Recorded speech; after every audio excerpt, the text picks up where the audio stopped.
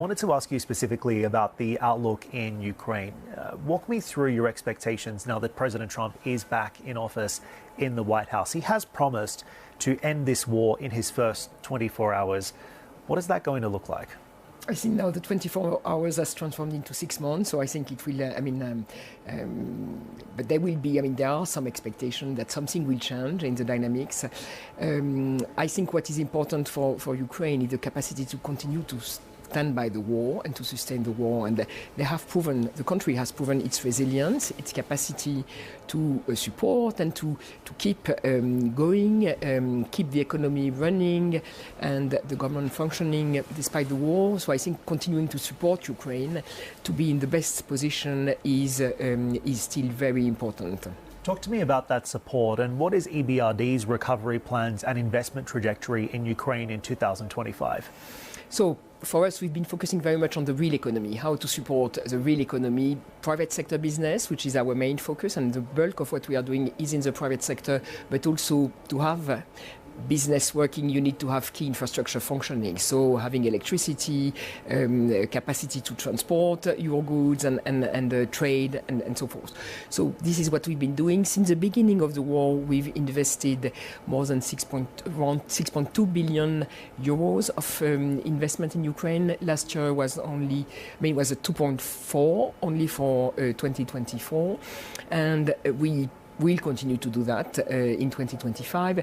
Our expectation is when the construction really starts, then to be able to step up the level of investment to really rebuild. But what we are doing now is emergency support and reconstructing quickly in order to keep things going, like for example, in the energy sector, infrastructure, railway infrastructure, road infrastructure.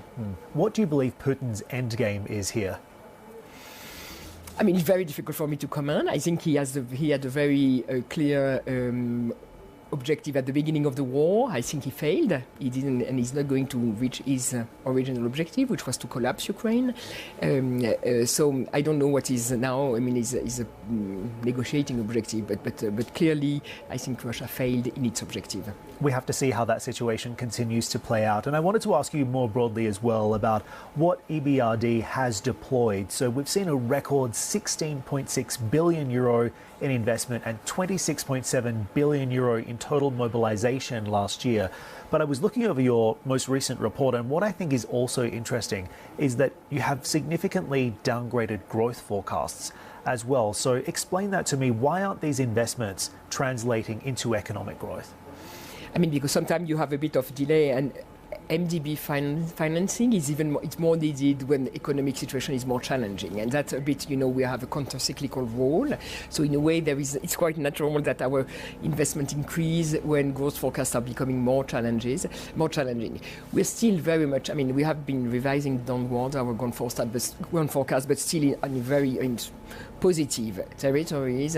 And what we've seen also is a clear decrease of inflation in our countries of operation, which is a good sign, because then it gives capacity for the central banks to decrease and a bit more room for investment.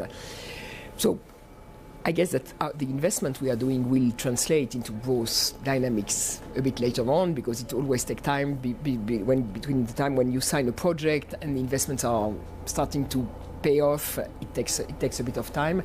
What I think is interesting is our increase of investment is also very much related to investment in key infrastructure, green infrastructure. So we see an uptake of investment in renewable and acceleration in investment in renewable in a number of countries where it's clearly becoming very cheap and one of the most efficient energy source in terms of energy security and cost of energy. So we see, we work in countries like Egypt, Morocco, but also Central Asia. A country like Uzbekistan has very ambitious plan in terms of renewable, and it's a way also to attract private foreign investors. So we see that trend, which is at the basis of our increase in investment, but also key infrastructure and private sector demand for decarbonization, energy efficiency.